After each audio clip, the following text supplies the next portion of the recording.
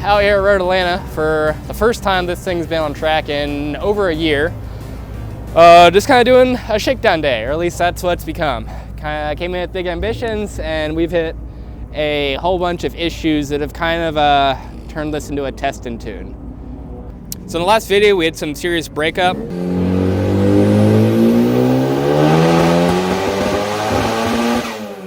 I borrowed a set of IG-1As from Randy, made some custom wires from it, and these two items have completely solved all my ignition issues. So now it holds up to 30 PSI, just great. What doesn't now hold 30 PSI, my catch can has been overflowing a lot and dousing the whole engine bay in copious amounts of oil.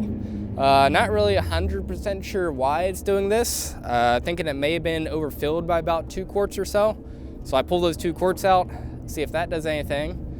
And this car is an absolute riot to drive. It scares me a lot. I'm still kind of scared, and it's been a day so far.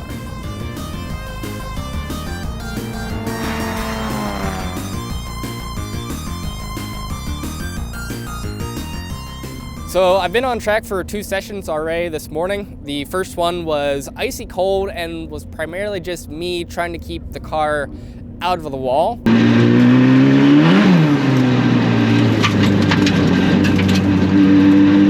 The second section, I actually grew some balls, put some boost in it, put the sticky tires on, and it was just pure overload in every sense of the way.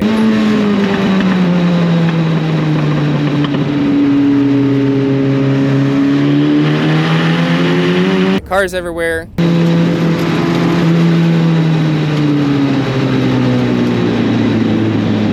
Car was doing all sorts of weird stuff.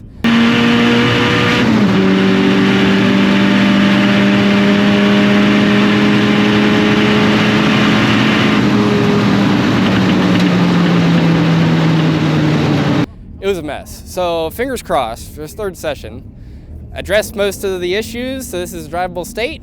Get 3 or 4 solid laps in, and you know, continue to hope this motor does not do any external combustion.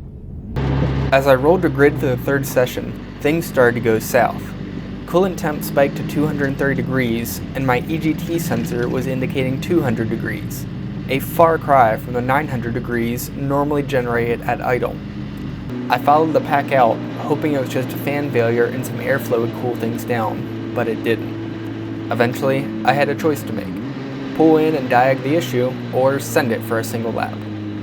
Ultimately, the car decided for me as the motor cut out. I cycled power and everything came back online, but I knew I had a major issue somewhere.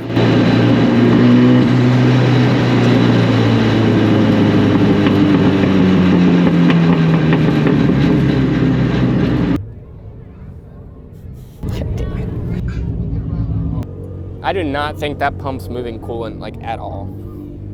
It feels like there's a big ass air pocket right here. Cause this is suction, and that's still ice cold. And then coming over to here, like I can't feel coolant in the hose. Maybe I'll just try bleeding it. Maybe it's got like some kind of weird air bubble, which usually it's fine, self-clearing. Yeah, on the bright side, there was enough time to soak my engine bay in oil. When it died on me in 11, literally as I crested, I'm like, it's 235 maybe, and it cut. I'm like, back in.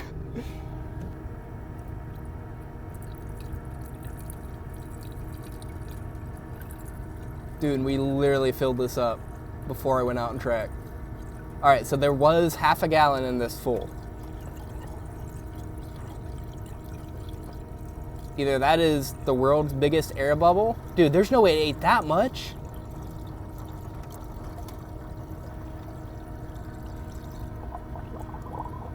Dude.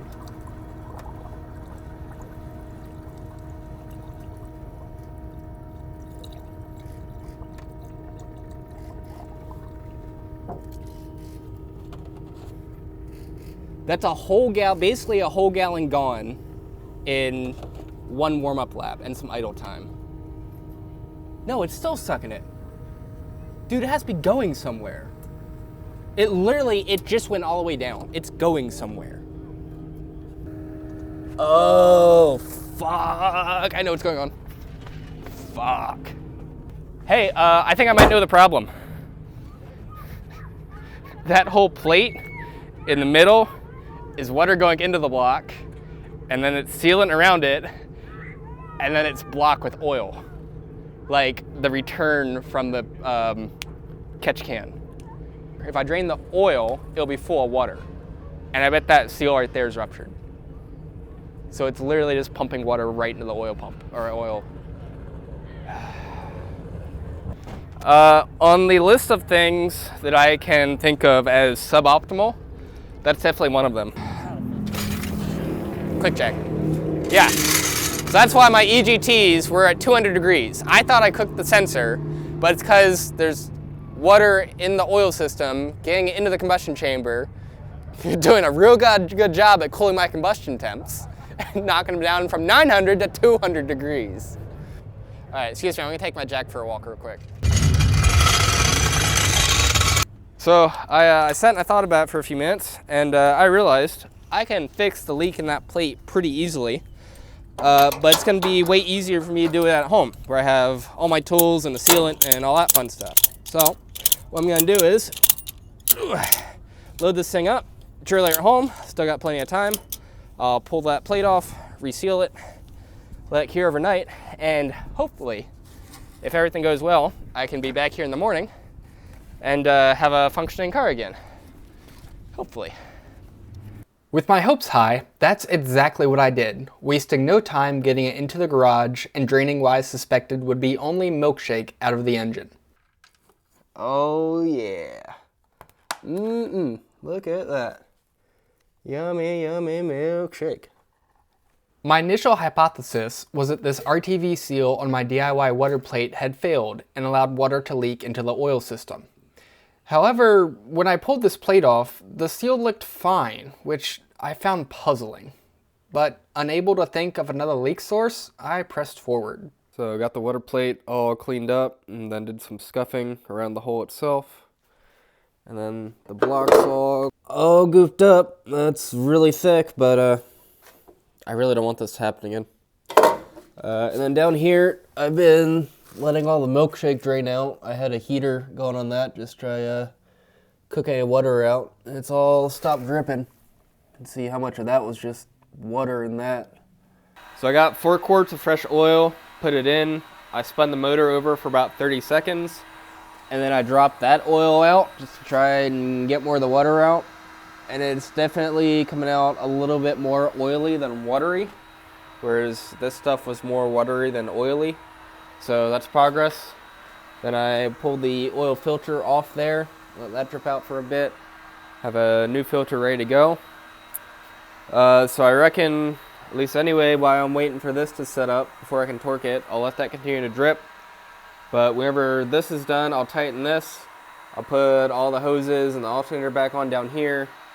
I'll put fresh oil in it again.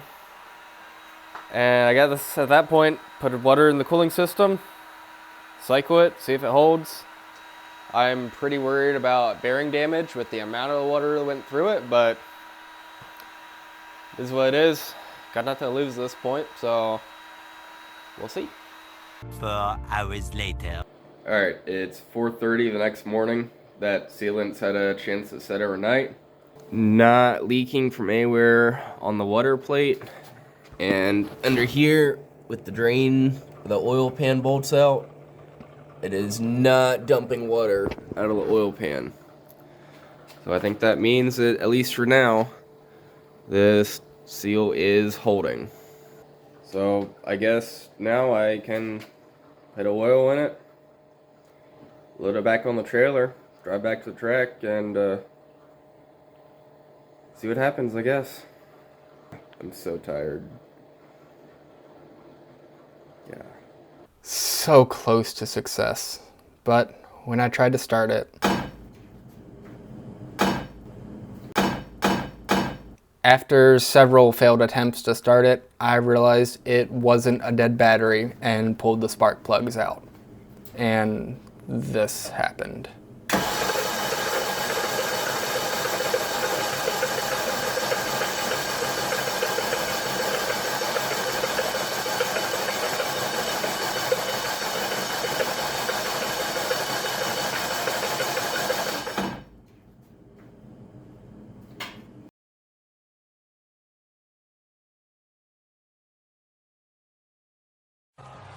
Ladies and gentlemen, this is the main event of the evening. And now, it's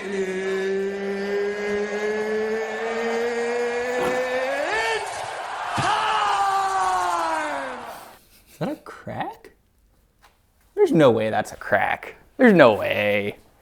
That's cracked, dude! That's a crack. What? That's 100% cracked. So the head's definitely scrapped. What? Of all the things that I was like, all right, like maybe I'll see like X, Y, and Z, this was not one of them. This head is literally cracked. Feels like there's a coolant jacket behind it too. Okay, well, that was not on my bingo card for today. Right next to the turbo. Huh. Okay then.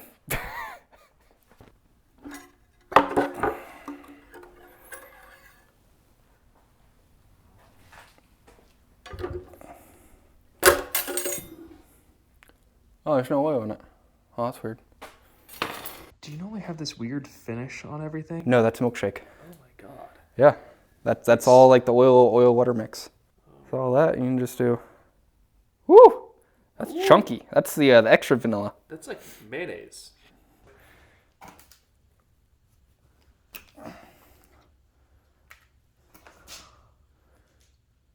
Well, there's no metal in that.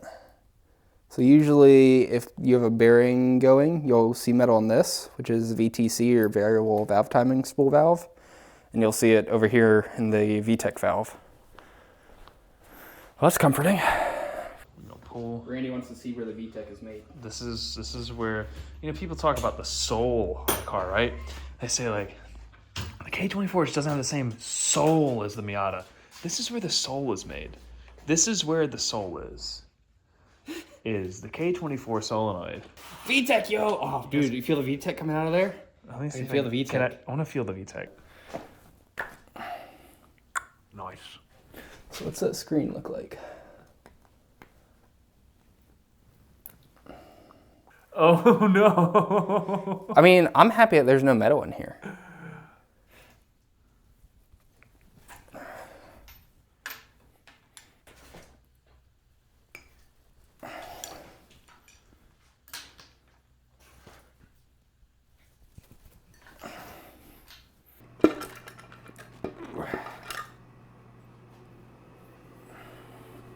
It's been sitting there for 2 days, there's that amount of rust. Gasket looks okay. I don't see anything obvious. This isn't screaming blown head gasket to me. I mean, this honestly looks fine. Yeah, I mean, this head looks fine. You know, obvious aside from the crack in the exhaust.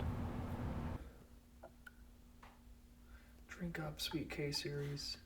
Oh, you thirsty? Oh. Oh.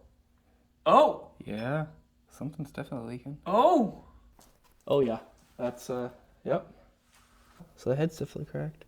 Dude, that might literally be from EGTs. 1850-ish Fahrenheit. Crack the aluminum. Plus whatever like pressure there is on this side. Because I know the turbo's not that efficient, that high. So that's not residual oil. That's water coming through the jacket. Yeah, that just poured in the backside. Yeah. That's some carnage. Again, that was not my bingo list. My bingo list right now is like completely empty. I have been O for everything. I mean, part of me is kind of disappointed. I just cracked it. I didn't lift it. I didn't blow a head gasket. I mean, I guess in a way that's a good thing. You know that this platform, the things that you did are okay. It's a limitation of the platform. Yeah.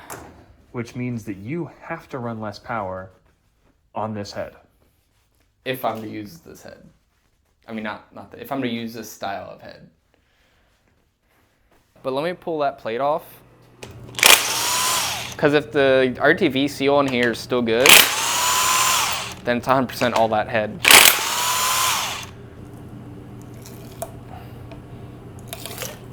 Sounded pretty good. Yeah, that was definitely sealing. Look at that. You got fat amounts of on there. Yeah, this wasn't leaking. I thought I was waiting for you to throw the head. Throw the head. I might do that later.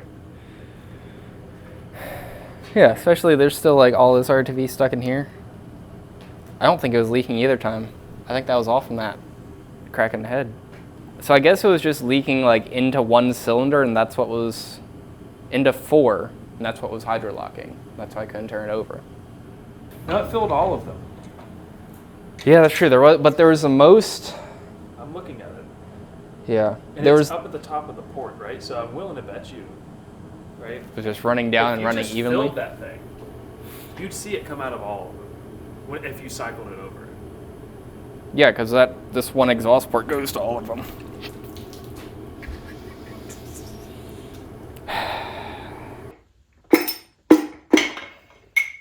Oh, it's straight too. Look at that water just dripping off of it. Drip, drip, drip. Ooh, buddy. Oh my god, it looks like it pooed. I mean, I know, I'm not surprised by any of this. I'm just like, All right, this is kind of painful. $200 worth of bearings with like, I don't know, 20 hours on them. Ouch. So what it looks like from everything that I've seen here is the head gasket doesn't really look like it was disturbed. It looks like this was still sealing. I don't see any cracks in the cylinders or the walls. The water plate that I thought was the culprit doesn't seem to be leaking either time. So I think everything was caused by a crack head. It looks like there's literally just a crack in the exhaust manifold and it's right into a coolant jacket. The only way I see that cracking is from over temp. I can't think of another way that cracks it. But I think between really high EGTs plus really high exhaust manifold pressure, it's probably what cracked that right into water manifold. Over a 30-second 4th to 6th gear pull, they were exceeding 1850 Fahrenheit. Pretty warm. I was just like, it'll be fine. It'll be fine. But it was not fine. This is what happens. So to be fair, I was warned about this. I was told that as I pushed that head past like 500 and 600 wheel, I would have EGT issues. I just didn't think that the EGT issues would be a cracked head. I was thinking more like melted valves. But I think it's cracked head from high EGTs. To rebuild this motor, I'd need all new bearings. I have to thoroughly clean this block out, probably dingleberry hone it to get some finish back in the bores. New rod bearings, new crank bearings, clean everything. To run it as it was, I'd need a new head, and I'd have to swap over all my valves and valve springs and all the fancy stuff. That would be to run it as is. I might swap to a different head design, but that's a future me problem. One fucking crack.